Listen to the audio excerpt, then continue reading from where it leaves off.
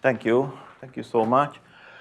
Thank you to the organizers for inviting me. It was a great week, just focusing on science for a week in sunny California. It was really good.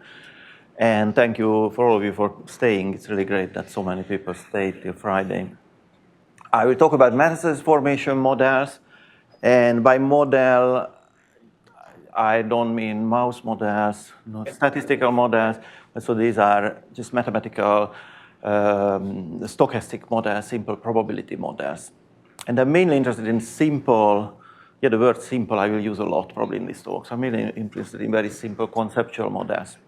And the work was done, the first half was done by Stefano Avanzini, who was a student of mine. And now he has his own brewery and his own pub in Italy. And Chel Brunet-Gouache, who's an exceptional student who is finishing soon, unfortunately.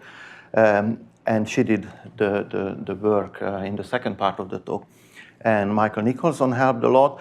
And our experimental collaborators or clinical collaborators were the group of Kamila Nakserova, Harvard Medical School, and Dan Endal did a lot of work, and David Chick contributed also a lot. Okay, so it's a bit like a personal story. I will talk about like three work I was involved in about metastasis formation. And so somehow I structured it like the first, well, how were they different? The approaches I took were different, and the questions were different. But the approaches, in the first one, I will talk about a purely data and a phylogenetic approach. So just take phylogenies and try to say something about it. And then I was thinking of some different questions, but I needed some evolutionary model, some forward-in-time evolutionary model to follow the metastasis formation. And then why not combine two things, and that will be the third part, where we needed both to answer the questions we posed. Okay, so there will be three parts. This is the first one. So it's back in 2010, and I was very lucky to be part of this project of Jacob Uzi-O'Donnell, who was leading this project. And so it was one of the first in 2010 who, what they did is they sampled genetically sequenced metastasis samples and primary samples. But the primary, they already cut it up into little cubes, and so they have some spatial information about where these metastases came from. And so what they did was sequence the mets for driver mutations, known driver mutations, and then they sequenced the primary for those mutations they found in the mets. So like the minimalist approach. And so then we could put together on this limited information a possible tree. And so there are different liver mets, lung mets, and what you can then follow up from which area the mets had to originate. And so you learn from it that typically the mets come from a region. One or a couple of these cubes come from a spatial region, and we don't find any mutation or driver mutation which is needed for the metastasis formation. Okay, so we think that there should be some special thing about those cells which metastasize, but at least here we don't find any driver mutations which we would need. Okay, so there were other, as you see the title, there were other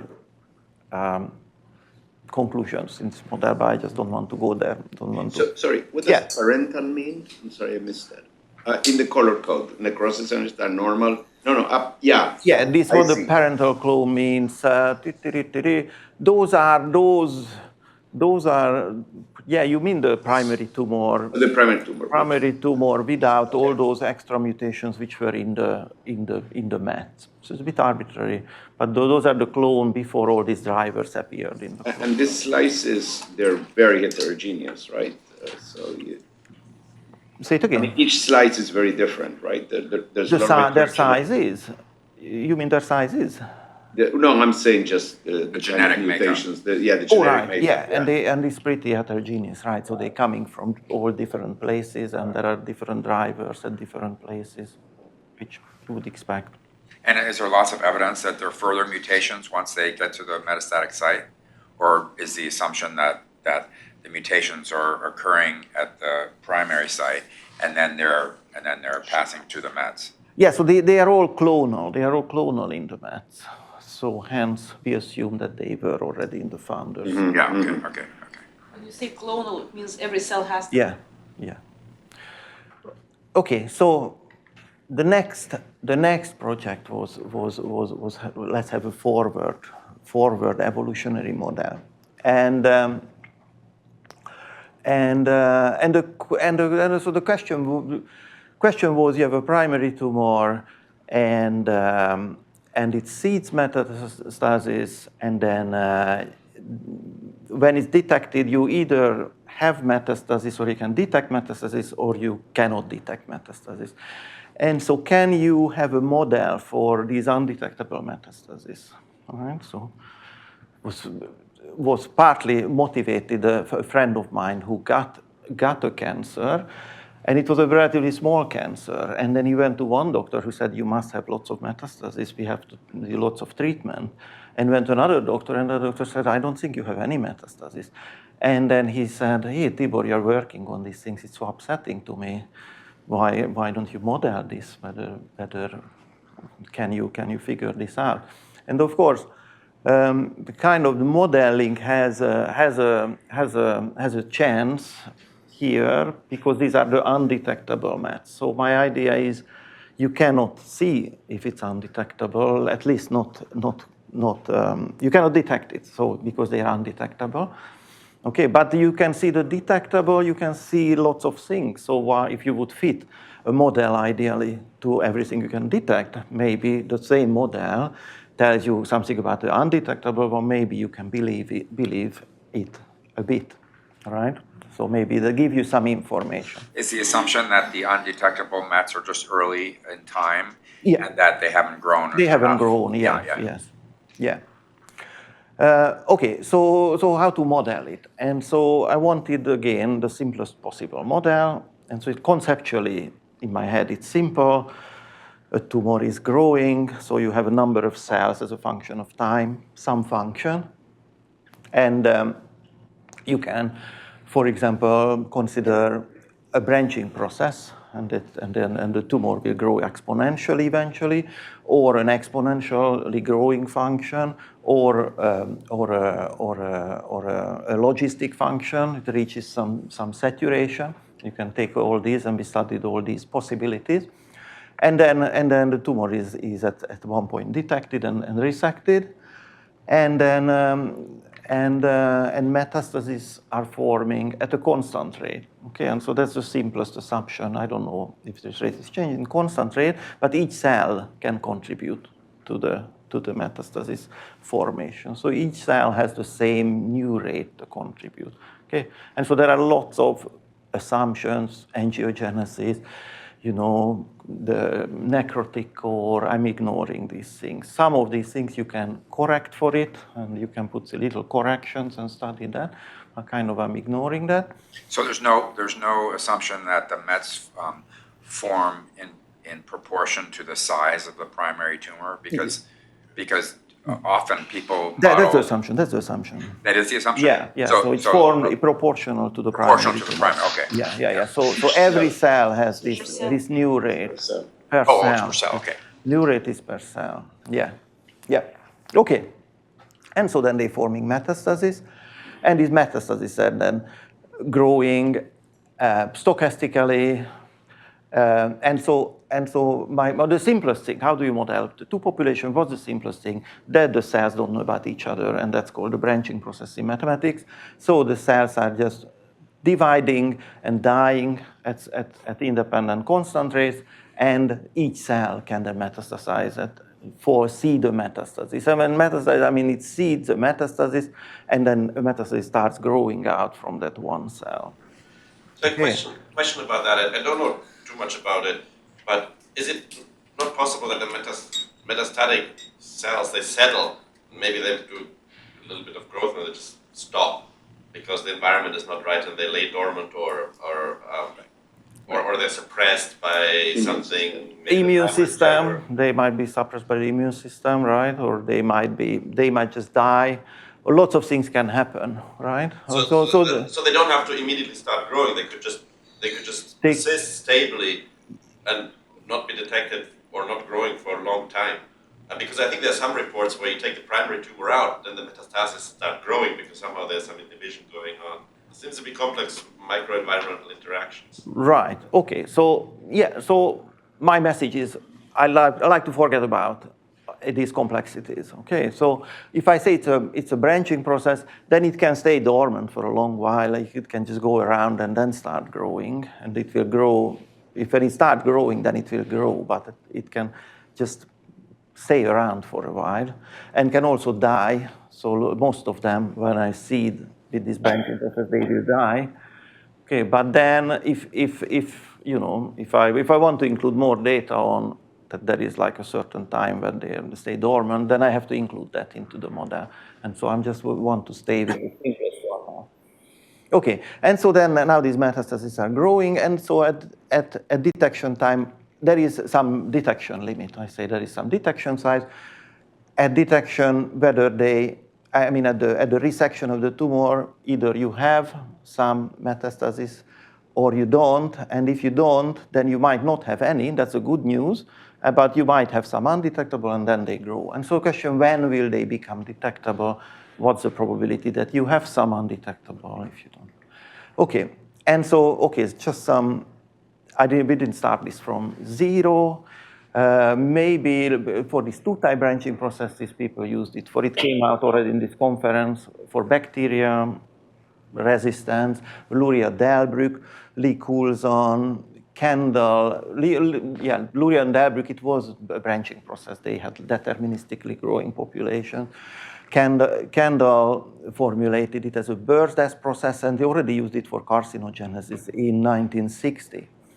And then Haneo and Franziska Mikor wrote a paper on evolution of tumor metastasis with the branching process model. So that's probably one of the first I know about. And then this model by Krapivsky and Cheek was studied and solved and rigorously studied. Deceptively, it looks very simple, a two-type branching process. And if you didn't work on it, you might think this is such a simple system. It's just a two-type branching process. What can be simpler? It's actually can have some complicated behavior, and so people were trying to solve it and get solutions out for a long time. Okay, so right, maybe I go back here for a second. Like the type of primary, it turns out it didn't really matter for us. So we could take an exponentially growing deterministic primary, because that was the simplest case, and we can compare it to the other two cases. And if the mutation rate is very large, then the stochasticity at the beginning mattered. If the mutation rate is very small, then the first METs typically arrive when it was already turning away from exponential. But for typical parameter ranges, we are nicely in the exponential deterministic range. And so that gives you the nicest results. Okay, so this is how it looks like, the simulation. So this is just an exponential, it's a log size, and then all the METs are arriving. And then maybe observe that not the first MET, it's not the first MET which reaches detection size first, but the later MET reaches detection size first. And so now you can calculate this time. until they arrive. And I removed those slides when I calculated because it's just still a bit boring. I couldn't make it really interesting. Okay, and so the mets are a branching process. I maybe say one thing about how to calculate it. How there is like a nice trick of how to deal with this, and it's the following that you can because these are like still one-time branching processes. You know the probability that if a met was formed at this time point, what's the probability that it reaches detection size by that time point, and so now I can all these mets are produced as a non-homogeneous Poisson process. I can split them into those ones which I will be able to detect and those which I won't detect. And so I get a split, and then the number of metachronous and synchronous mets, they will be just two Poisson. I just integrate the rates, and I just have two independent Poisson processes. And so independent Poisson processes and independent Poisson random variables. So what's ST again? So the ST is at time t, the number of synchronous mets, so which were detected at time t, and now MT is the number of metachronous mets.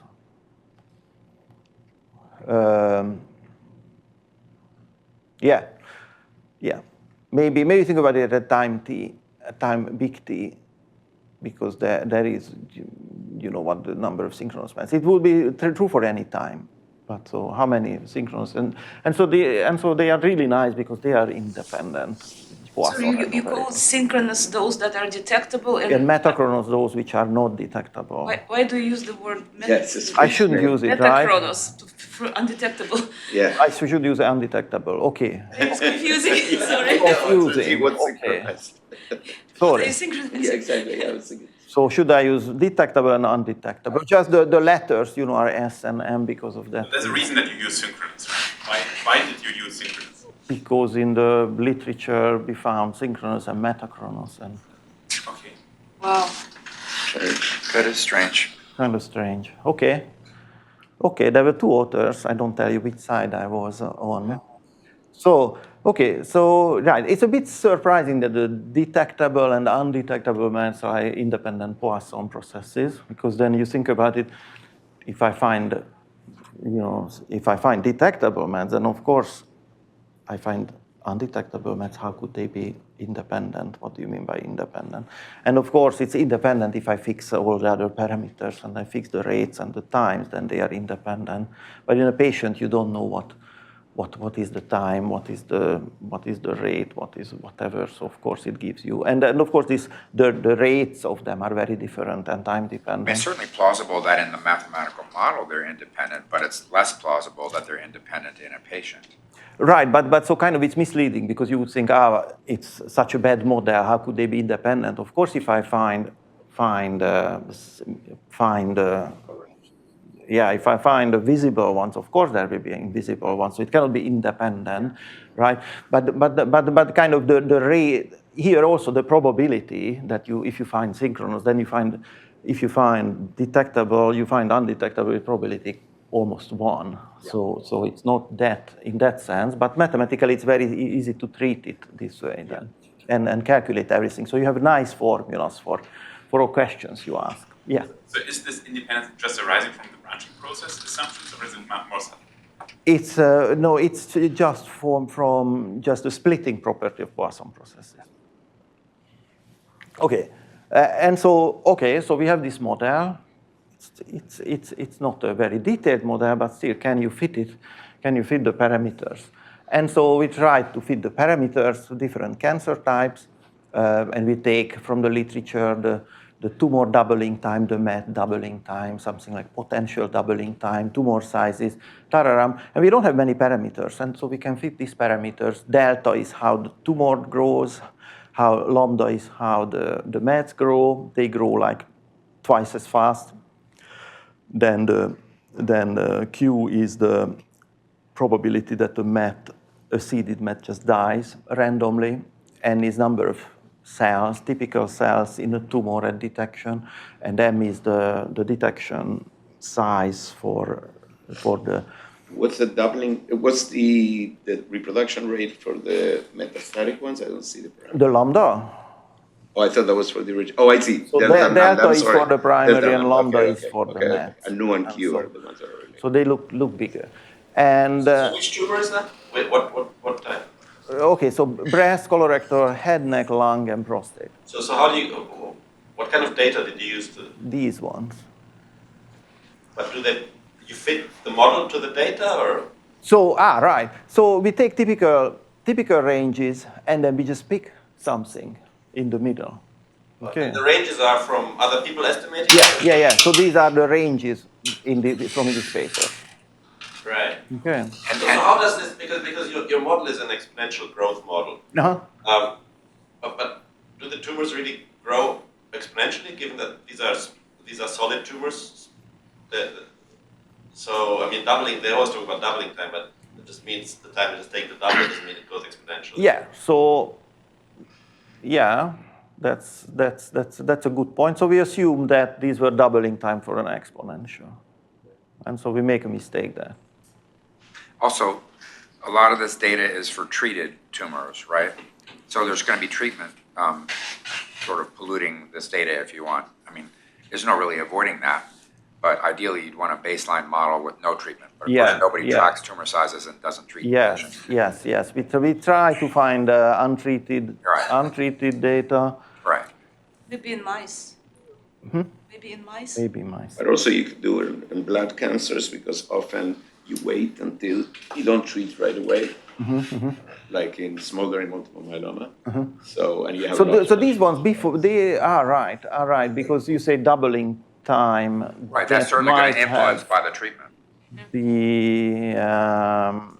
I mean, there's no way of avoiding that, really. Okay, I mean, it's fine. Right. That's wonderful. So I noticed that lambda tends to be about twice, bigger always than delta. So is this probably because of the fact that in the primary tumor there are some of these logistic growth constraints that are sort of making the effective rate be less? You could speculate that, right? You could speculate that. Okay, got it. But another explanation would be that the metastasis branch out after some evolution, and the primary tumor evolves. Could to be more that it's already faster fitted, and more maybe. efficient. That's also That you would be my can think explanation. of it. Okay, so you fitted them, and then like just to figure like what you get, and so this is time in years, and then this is the probability that you have metastasis arrived, were seeded, and so this is the probability here from 0 it goes up to 1, and so these little lines are where you resect the tumor. So you resect the tumor here, and then if condition that there is metastasis was initiated, then you find that this is where they become detectable, and the right, this shape looks very similar. There is this asymmetric function, which is like some very simple extreme value statistics function. It's a Gumbel distribution, and then there we have some understanding why it is, but that's just the mathematics of it. So what you find that they arrive after like a year in this model, and then after like 5 years there are no more arrivals. So of course dormancy, you have lots of reasons to this to be not valid. If you want to see the two quantities, we can compare for all these different cancers. The first one is that you have detectable metastasis at resection, and the second one is how much time on average it takes to relapse if you don't have detectable but you have undetectable. So that's UT. So if you condition on that, what's this different time? And then you can find the clinical range, 5-10%, or 600 to 1,000 days, and so by fitting those the parameters to or fitting or picking something, you can get a reasonable agreement with the means. Okay, does it mean that it's good? I just want to claim that I don't mean that, this is the model, you see how nice little numbers come in, but you can get reasonable numbers out of this very simple model for certain quantities. Mm-hmm. One thing, so can you go back one slide? Mm-hmm. So I don't know if you have the data on this, but presumably at resection, the chemotherapy has started earlier because no one resects a primary tumor without doing chemo first. So I don't know if you have data, but if you did have data, it'd be interesting also to plot where the chemotherapies, what the time at which the chemotherapy started. Yeah.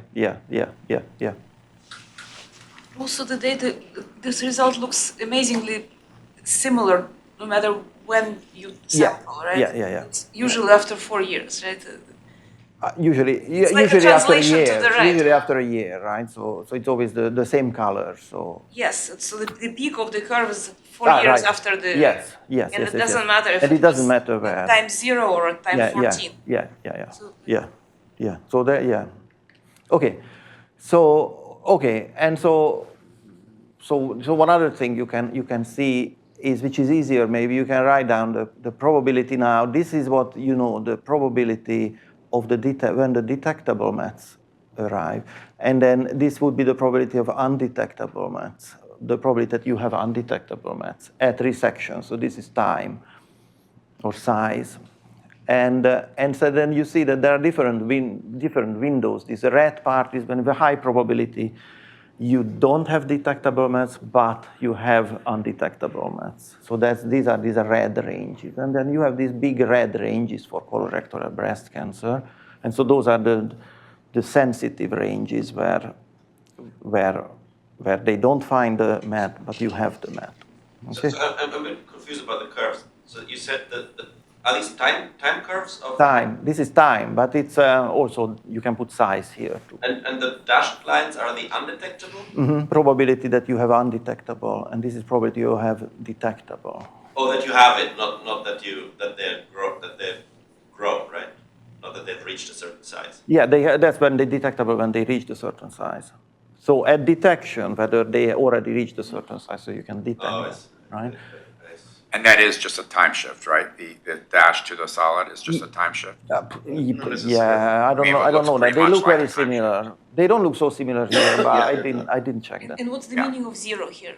Time zero is initiation. Of tumor, which is unknown. Which is unknown, but okay. I thought it was resection then, sorry. No. So that's initiation of tumor. So like this is like 20 years or 10 years until you. How do you use this in practice? You don't know when it happens. I wouldn't use this in practice, but if it's an exponential growth, then this is also the size, right? E to the delta t is the size. You can't compare the different tumors together, right? Because the size changes differently. Yeah, then the size would change differently. Wait, so at what time did the surgery on the primary side? So here it doesn't. Here it's just if you let it grow, then at what time you would have the first mets detectable? Independently way you did the resection. But when you do the resection, you stop getting metastasis.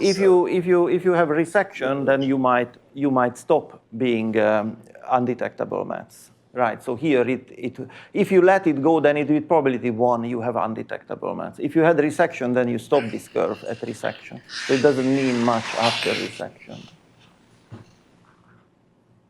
It's at resection. It's the probability at resection that you have undetectable or detectable mets. Okay, this is at resection. I want to know at resection, there is this window when you very likely not have detectable, but very likely have undetectable. And so there is a big window. Okay, how many minutes I have? Counting. Well, you've gotten a lot of questions, so I would say 20. 20. Okay, so then maybe I will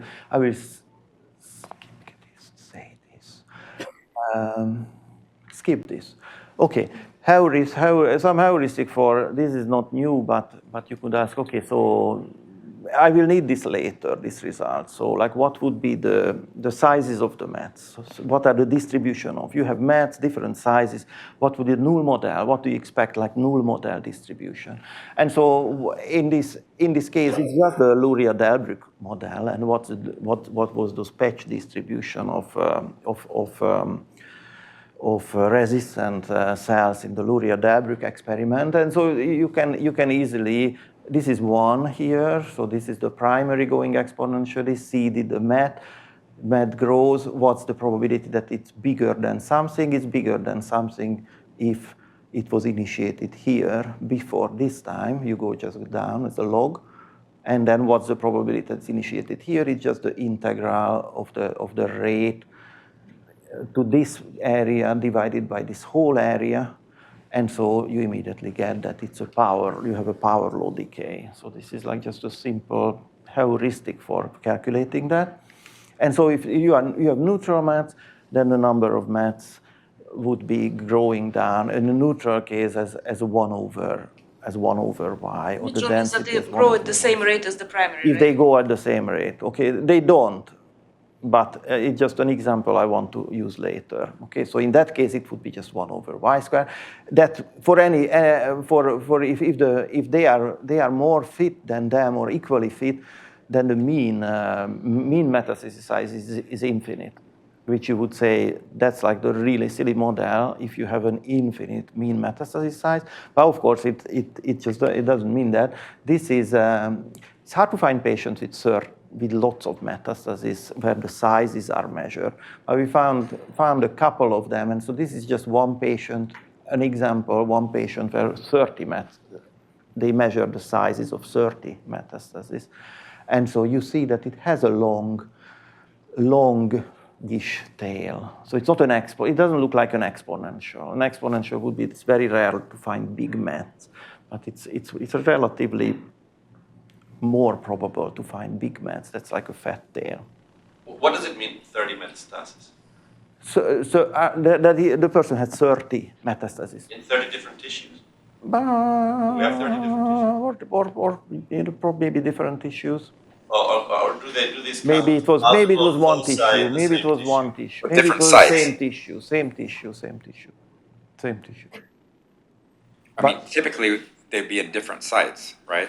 So different sites, but same tissue. I think these were same tissue. Yeah. It's hard to find sizes. We had some size data, and we realized that most people have 5 mets, and so there is no way most people have 5 mets. And then we found out that they count up to 5. Well, are these independent? Are these independent metastatic seeding events, or is it one metastatic seeding event? They are independent. And it grows in multiple foci? No, they are independent seeding events. Yeah, so these are separate mets, and in the model, they would be just independent seeding events. In the model, I understand, I just wondered the data when they detected. So they just measured the sizes, and they were separate. Because very often, even if you have an early tumor growing in a tissue, it can grow as multiple foci that are in distinct locations in the same tissue, just through some whatever growth properties that happen. We don't really understand. Okay. that patient is a hero because the average number of mets when somebody dies is somewhere in the range of 3 to 4. Right. So that is a very unusual patient. Okay, so third part. I have to move to the third part. So combine the two. So I want to. We'll combine the two. But the question is, we have two questions. Here in this model, I didn't need an ability. All cells could metastasize, right?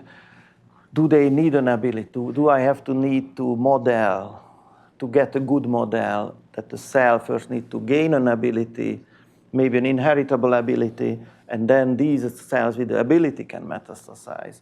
And the other question was, why mets are more diverse for certain cancer type? So they see that for breast cancer, mets are more similar to each other, but for pancreatic cancer, they are more diverse. So this the Knox Aruba lab take samples from mets and from primary, and then build the phylogenetic tree, and then they find that the mets coalesce, and they are much more close to each other in the tree. For certain cancer type, like breast cancer and pancreatic cancer, they are just as related to each other as for the other primary tumors. So why is that? Why would this be? And so these are the two problems we had. And so it's actually just one problem, because if you don't have ability, like in the previous model, then all the mets will be just as related to each other and the primary. There won't be any difference between cancer type. But if you add the third type, this ability, then all of a sudden that you find this relation. And okay, so I will talk about that. You will be able to explain it. So I extend the model, not just primary and met cells, but primary cells, competent cells, which are competent to metastasize, and then they can metastasize. And so I have done two rates. That is, next to the seeding rate, I have also a rate at which this competence arrives. Okay, and so what happens is that your primary grows, and a log scale size, so it's exponentially grows, and the competence arrives, and the competence has the same fitness, just goes parallel. And the competence can arise many times, of course, so there will be lots of other competence later, and then the mets can now only arise from competent cells, and so these are the mets, and so. Sorry, why? Presumably the orange ones are like ones that went from EMT, MET transition kind of things, right? So some transition. Okay, but some also reversibles, but you don't assume reversibility here? I don't. So I assume here that it's something, some inheritable. I see, but it's not a genetic change like it is in the case of. Yeah. So we are thinking of some inheritable change. And we have like a couple of candidates, and I probably won't have time to talk about it. Right. Mm-hmm. So the question you want to answer is if this intermediate step leads to a different distribution also, right? Or Is what? It leads to some different distribution, some different properties of... Yeah, if the mets will be more similar to each other. So if they all came from this small, if it's small and came from this small competent one part of the tumor, then you would assume that they will be more similar to each other than if they came from anywhere else. So that's the... For simplicity with one intermediate step. Pardon? You just put one intermediate step. You could also you could have several, right? So one explains this already. Okay, good. So you're not talking about a secondary met that comes from the first met, are you? You're like, yeah. The secondary met which comes from... Are you thinking that the primary forms the competent met, and then the competent it's met... not a met. So these are the competent cells in the primary. So Oh, in the I see. primary, I see. some cells have competence. I see, it's still the primary. Okay. So this is still the first... You think of that red one on top as the first met. It's not like a met from a met. No, it's a first met, yeah. Yeah, okay. Yeah. So these are the mets outside, and these are the competent cells. Yeah, okay, sorry. I didn't realize that. Okay, so if you simulate it, then this is the primary tumor, and these are the competent ones, and these are now the mets here. And what you see is that these competent cells are just growing parallel to the primary tumor, you see? And so they are just shifted. That's just a constant. And the constant is, of course, the rate of competence, this competence rate. And so then, hence, they are arriving basically, again, as this size times the competence rate times the seeding rate. Okay, so this is just to say that you get back with the three-type model the same results. So all the arrivals of the mets will be the same for the two-type process and the three-type process if both of these rates are small, which we think they are small. Okay, so the two-type and the three-type model is the same for that reason, but the two-type model doesn't give you this similarity between different mets. Okay, so how do they give the similarity? let's say that it's small enough, so all the mets came from the big one, and then in that case you sample, you build the phylogenetic tree, and now you see that the mets has to come from this competent island, so they have to coalesce in this island. And if it's small enough, then you'd unlikely sampled from there, or with a small probability, and so they will be closer. The mets will be closer to each other in this phylogenetic space than the mets. Okay, so that's the idea. And so we define the quartet diversity score, how diverse the mets are, and here, because if they coalesce first, that's 0, the diversity score. If they coalesce, the met coalesces with the primary, then it's 1. Okay, so it's a 0 or 1. Okay, and so now they take lots of primary samples, lots of met samples, and then the 0 and 1s we just average over all possible quartets where we pick up 2 mets and 2 primaries. Okay, so for example, for this tree it would be 2/3. If you take a random coalescence, you have 2 mets and 2 primaries, then the probability that the mets coalesce first would be there are 6 lineages, so it's 1/6 that the mets coalesce first. If they don't coalesce first, the primaries coalesce first, that's also 1/6. Now you have 3 lineages, then the mets coalesce first with 1/3 because there are 3 lineages. So the mets coalesce first with 1/6 plus 1/6 times 1/3, and so the diversity is 1 minus that the met coalesce first. So you get 7/9 for just without the ability just for 4 lineages. Okay. You can simulate this efficiently with some trick where you simulate forward in time first the sizes and then backward in time you pick the lineages. There is a very nice way to simulate it. And what you find is what you expect is if mu is 0, then there is no ability. In that case, there are no mets. If mu is infinity, then everyone can immediately metastasize. There's a previous 2-type process, like everyone can metastasize. And between you find these things, and then you find these sort of trees when the ability arrived somewhere, and the ability only has like a small portion. And so this is data. So these are breast cancer, colorectal to liver met, colorectal to lymph node met, pancreatic cancer. And then you see the pancreatic cancer, there is a liver met here, a liver met, a liver met, liver met, liver met, and primaries in between, right? So they are very diverse. They are very much like this, what this model predicts. For breast, you have 2 liver mets here, which are next to each other, and here, oops. Right, here as well, you see that they are closer than for pancreatic cancer.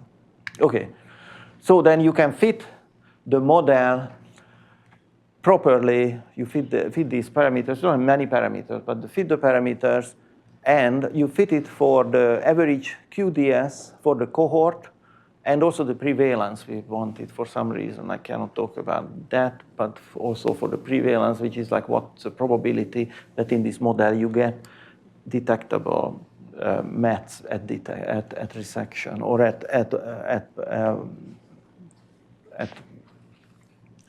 diagnosis. Okay, and so you can fit the means. So you fit the average QDS, and then this is the distribution for. This is the distribution for, it's not, it went out, but so this is the colorectal cancer, lymph node and liver mets, and this is the breast cancer, and this is it's written here, this is the breast cancer, and this is the pancreatic cancer. And so you see the rate, those competence rate, there is like 1,000-fold difference in the competence rate. Okay, so, right, and then I didn't say, and then so the mu was, right, you see interestingly, the prevalence gets bigger, then the diversity gets bigger. So the the pancreatic has a big diversity and big prevalence. Breast cancer has much smaller diversity and much smaller prevalence. And so this is just a fitted mu is the color. Okay. And this is now these four types we studied. And so this is the QDS distribution. So that for every patient, we have a diversity, how diverse the tumor of that patient was. And so I can have a distribution of all the patients, what was the distribution. And so I can also use these parameters I fitted for the mean and then plot it. And so this is really magical to me, that you get a very similar distribution, although you didn't fit this distribution. Okay, so kind of that tells me that this model knows something about this system. Okay. So lastly, what is also good about these models, that they're very simple. You get an insight, kind of you understand it in and out, and you can also like have analytic formulas, and you can solve lots of things. So in this last section, I just want to give you a heuristic how to calculate in the simplest case this diversity score, which is for, I call it D now, for just to confuse everyone. So the simplest case, I want only one clone. So I say that the mean number of clones is pretty small. It's very small, but I condition on that there are at least 2 detectable mets. So that means I will have one clone. And let's say the size of it, the fraction of cells which are competent is C. So I condition on C. And so what's then the mean diversity score if I have C here? So if I take 2 samples. I take a sample from the mat, another sample from another mat, and 2 random samples from the primary. Okay. So if both of my primary samples are not in this competent cell, then the mats will coalesce first. And so that will be a 0 diversity score. So it's 1 minus C squared, 0. If one of them is here and the other one is outside, then we have 3 lineages. And so then you get just 2/3 that the primary will coalesce first with one mutation or the other mutation. So that's just 2/3. And if both of them are in the C, that is C squared, then you have just 4 lineages at the beginning. I told you that would be 7/9. Okay. And so now you just, okay, what is C? You just have to take the mean of this, and then you need the mean C and the means and the second moment of C. And so, but what is the distribution of C? And the distribution of C is just that power law, what I told you at the beginning, because this is just a Luria-Delbruck model. And so these are just the mutant size distribution. So it's just a 1/C, only that you have a cutoff here. It cannot be very small, so there is a cutoff. Cannot be very small because we condition there is at least 2 detectable mets. If it would be very small, you wouldn't have detectable mets. So that condition turns into a cutoff. And so this is the distribution of C you find with this condition. Okay, like heuristically. Okay, and then now you can calculate the means, and then that's what you find. And this is the simulation. So this model told you, this simple calculation told you very well where that is. Okay, so it's good. Unfortunately, this is too small. These are too small. So the mu's we need are further away. So you have to consider the next one and the next one. And so there is a Poisson number of them. So you just have to consider them. And so it's a little bit more work. And then you can calculate these curves, which you explain the simulation pretty well, and then here is the data, and the model was fitted to the data, so they are also on the data. So this was just 1 minute. So I just have a summary then. So simple evolutionary model, you can still fit them to the data and figure some things out. A two-type model is enough if you are interested in sizes of mets and timing, but you need a 3-type for the diversity. And what they can provide intuition and insight, although they are pretty simple. Simple models are the best, which was a Bobby McFerrin song, I think. Maybe you knew that. No. Okay, so thank you then.